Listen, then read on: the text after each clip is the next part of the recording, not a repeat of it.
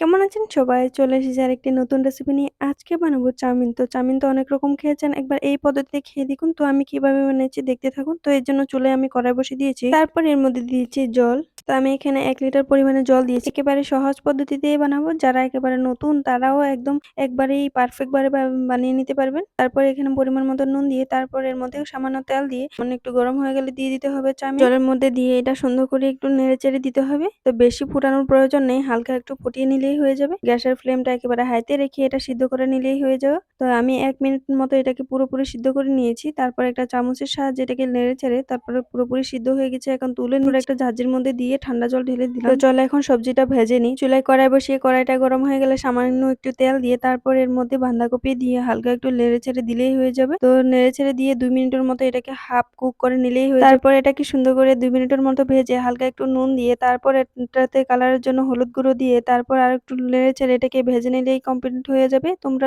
হলুদ গুঁড়োটা না চাইলে না দিতেও পারো। আমি শুধুমাত্র কালারের জন্য দিয়েছি। এটা পুরোপুরি অপশনাল।